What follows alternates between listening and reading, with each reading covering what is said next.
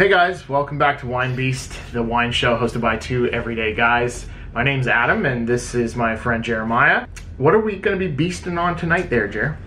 Alright Adam, tonight we are drinking a Cvne Imperial Rioja Reserva 2012 vintage from the Rioja DOC in Spain. So like most Riojas, it's primarily Tempranillo grapes. So this one's about 85%, with the rest being Graciano and Mozuelo at the other 5 and 10%. So the Reserva category, for people that don't know what a Reserva is, it's a wine that's at least 3 years old and has been aged in a cask for at least 1 year. So this wine then has been aged in French and American combination of French and American casks, old and new casks as well, so it gives it a little bit of a more dynamic flavor. It ages it a little bit differently than just putting it in just purely new casks versus used casks as well. So we've let this wine sit in the decanter maybe for about 15 minutes or so that it could open up. And we actually got some food here tonight. So Jared brought over some Spanish manchego cheese and some Hunter sausage, some crackers, and some olives, which I think is pretty much the ideal pairing for a wine like this. You know, Spanish wine, Spanish cheese, Spanish chorizo type sausage. But the winemaker is saying as well that this would be a good pairing with red game meats as well. So let's have a drink and have some cheese and give it a taste and see what we think. Cheers. Cheers.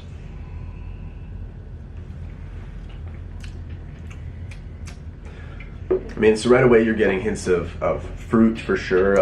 You know, berries, a little bit of a licorice kind of flavor to it. Yeah. There's probably a little bit more earthy taste as well. Like you get a little bit of tobacco and leather almost, coming from probably those used casks. Now let's see how she goes with this cheese. So, Manchego's nice and salty. very salty. Yeah, I love the way Very it's soft.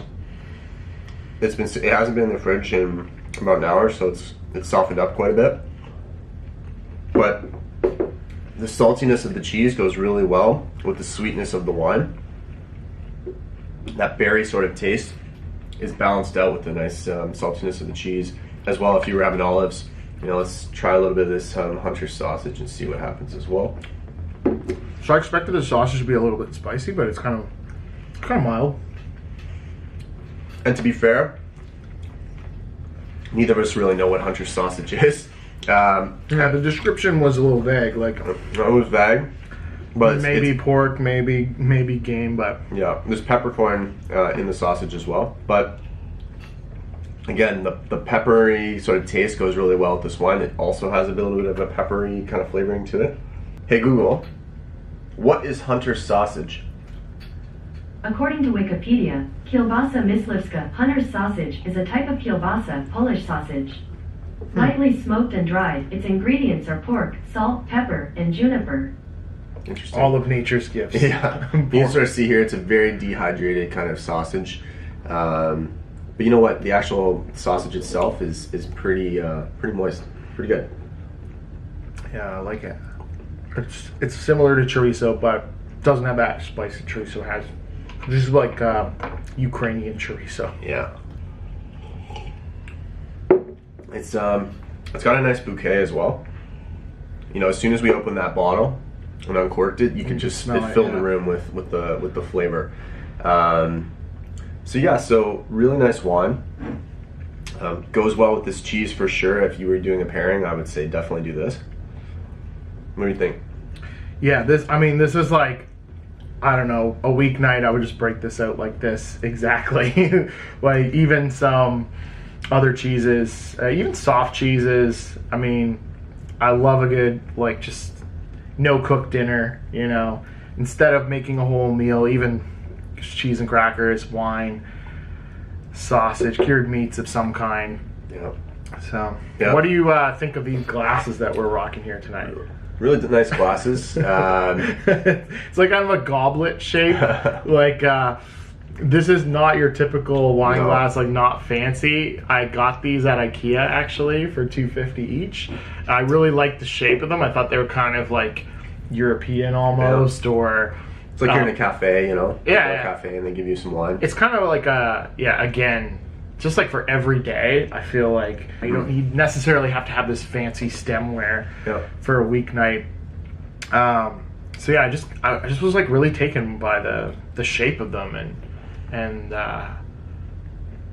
you know, the look of it and the look of like the way that the wine. I'm sure like wine purists out there would be like, this is ridiculous, but you know, this is how I like to drink wine sometimes too. It's just like really basic. Simple. Like I've been places too where they serve wine just like in a tumbler, you know, instead of like an actual wine glass. So I figured I'd bust these out and we'd try them. So Speaking of stemware and place settings, did you watch the royal wedding, or did your wife watch the No. royal wedding? no, there's no way I was gonna wake up that early in the morning. It's just like 5 a.m. here. I think it would have been. Yeah, I think it started about 4:30 a.m. Eastern Yeah. Standard Time. So my girlfriend did wake up at 5 a.m., even though I had it pre-recorded because she wanted to watch it. And we watched like the majority of the ceremony. It was pretty interesting because they're obviously trying to, there's some pretty obvious things that they're doing to try to connect the old the old royalty with the new world, and like the way that things are going. The fact that she's part African American.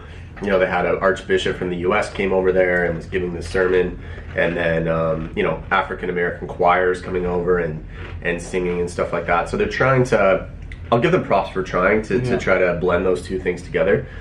The suit that he actually wore was like from a suit from like the military garb he had on was from like the 1800s. Yeah, I figured style. he would be in a military outfit, but I was like surprised with all the like frills on it. Like It's traditional. It looked like Jerry's Pirates shirt from the Seinfeld, where it was like With all the ruffles. The ruffles. Yeah, that's actually a traditional So- like shirt that they, I guess, some of the royals wore back in the day. Yeah.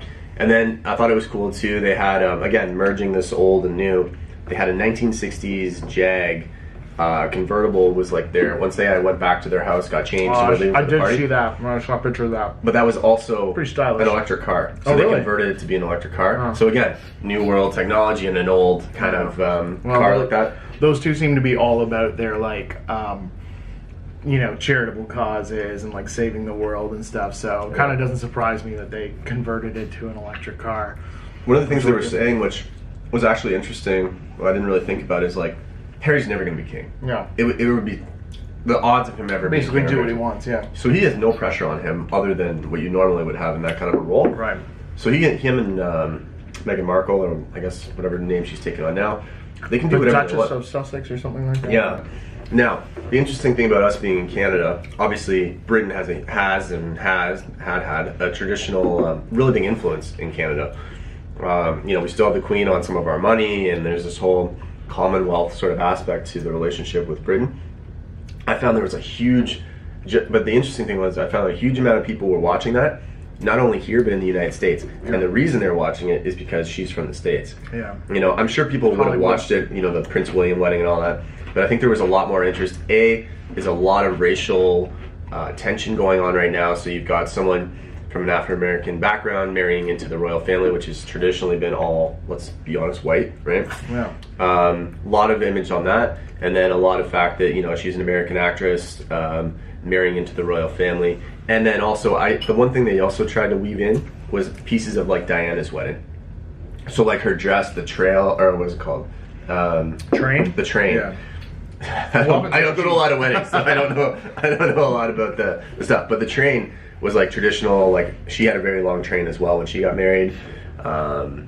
So, anyways, I thought it was a positive direction for the monarchy and all that stuff that's going on over there, Yeah. and bringing them into this century and making them more relatable. Because really, in a lot of ways, it's sort of. They're stoic figures, right? Like they're sort of just there. Super rich. Yeah. Yeah. And the not Queen- really relatable to most people. No. So this is bridging the gap, I think, between like that ivory tower and the everyday person, right? And the changing world. And I have to say too, their social media thing was blowing up. So they're like, the guys who are running all their accounts, like the castle and all that stuff, were Yeah. like on it. So that's an interesting thing too, is, you know, in situations like this, social media plays a huge factor, right? And so how they're managing that and how they're controlling the content that's coming out, I thought was interesting as well. Pretty timely. What else is going on? And that volcano in Hawaii is wreaking havoc. Yeah. You were in Hawaii recently. Yeah, I was in Hawaii in October, but nowhere near any of this. I was on Kauai and Oahu, and this is really taking place on the Big Island, which is where there's still, you know, a very active volcano, the Kilauea volcano.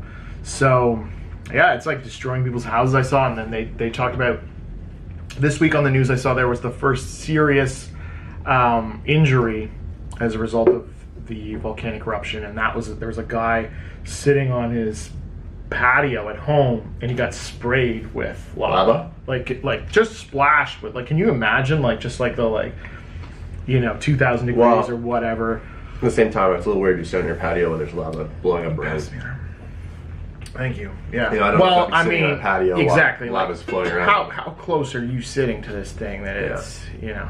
Well, I heard when it blew, I wouldn't be anywhere near it. when it erupted, it shot ash and stuff 30,000 feet in the air, which is where most planes usually would be flying, right? Yeah. So we'll see what happens with that. You know, the people of Hawaii, I'm sure, are used to this kind of stuff. But, you know, you sort of forget. I know because you've gone there. I haven't been there personally, but a lot of my family members have. You're on this beautiful tropical escape in the middle of the ocean, but it is just one big volcano. It's not perfect either. Yeah. I mean, it has its own things. Like, again, so they, you know, you get to live in this tropical paradise, but there's always risks like that of, like, volcanoes erupting, tropical storms, tsunamis. Yeah. So, like North Korean nuclear threats. Well, yeah, they accidentally set off the nuclear response, and everybody got a text message saying that there's incoming nukes or something like that. Yeah. So I guess we should talk about our kind of final thoughts about this wine. Like, I mean, we've been sitting here drinking it, eating some food. Yeah. This wine is, like, pretty highly rated through all the establishment kind of channels, like Wine Enthusiast. Vivino gave it a 93. Vivino, it's sitting at like a 4.1, I think. Yep. We talked about in our intro video how we're kind of maybe disillusioned with, like, 100-point scales, and, like, why don't we just, you know, give this a simple rating out of 5 and talk about, like, what you would, you know, when you would have this wine. What kind of wine is this? Is this like a date night wine, or you know, how fancy is it?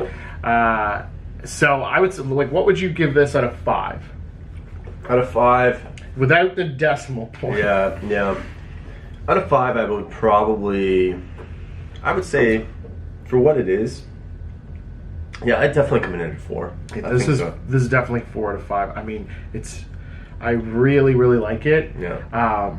It's maybe not as, like, strong and oaky as I expected it to be. Yeah. Kind of. It's a little bit lighter. It's kind of like, to me, it's almost like picnic wine, even though this wine is $39. I paid $39.95, I think, for this bottle, in Canadian dollars. So, and Vivino says it's around $41. Is that Canadian, like, in retail prices on Vivino, or is that just, like, I think that's Canadian. Default to US? I think that's Canadian. So I think it's probably around $30 a bottle US dollars, you know, depending on where you get it. Yeah. And then for us was $39 at our government-controlled liquor monopoly that we have here in Ontario. Yeah. If you don't drink a lot of Spanish wines, you may want to start with something else just to sort of build up to it. Maybe not start at a $40 wine and go from there. Like, this would be something you probably want to put into your wine cooler or your wine cellar, save it for a special occasion. Again, this is 2012 vintage. 6-year-old bottle of wine. You can get some decent Riojas in the $20 range and under.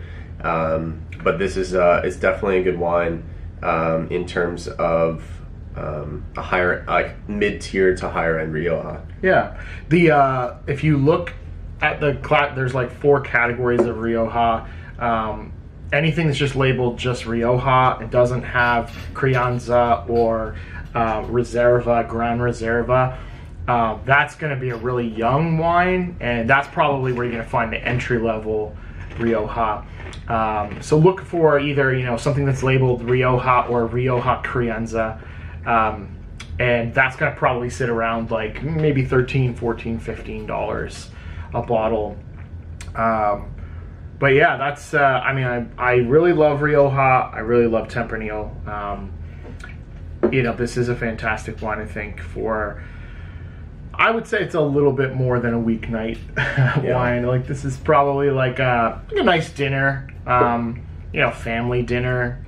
Definitely a dinner where you're having Spanish food like paella, or again, like some kind of roasted meats or something.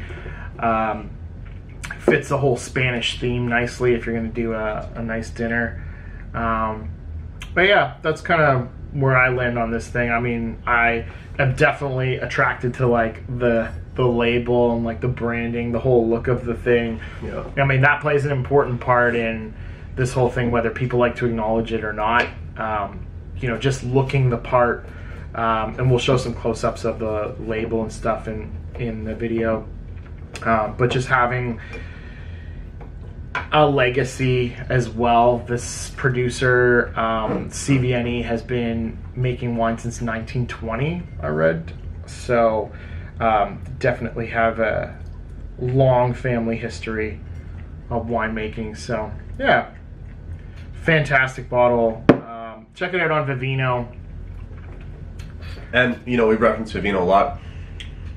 For people that don't know what that is, it's an app you can download on your phone. You can go to the liquor store, the LCBO, if you're here in Ontario, Canada. You can look up ratings of wine, take pictures of wine bottles, and it will tell you in the app what the rating is. So it's a pretty intuitive app. You can start your own wish list and share and find friends and stuff like that. So it's definitely a cool app to have. It's not a Canada-specific thing either, so if you get Vivino, there's going to be people from all over the world that are on the app. People have different availability to wine in wherever you might happen to be. This might not be a wine that's available to you, but if you want to jump on Vivino, we're going to set it up so that people can follow us on Vivino, become friends with us, and see what we're drinking, see what we've got in our cellar, and yeah, see what we think of some of the wines on there. It's just a great tool, I think, for tracking and community reviews and that kind of thing. Yeah. So that's it for our Rioja Reserva 2012 review. Make sure you like, comment, share, and subscribe to Winebeast. We're going to be reviewing lots of different wines, lots of different pairings in the coming days and over the next few weeks. And with summer being here, we'll probably get into some lighter summer wines as well. A mix of red, whites, maybe some rosé if we go crazy. I don't know. Rosé all day. Rosé all day. Absolutely. Anyways, like, comment, share, subscribe. Winebeast. We'll see you next time. Thanks, guys.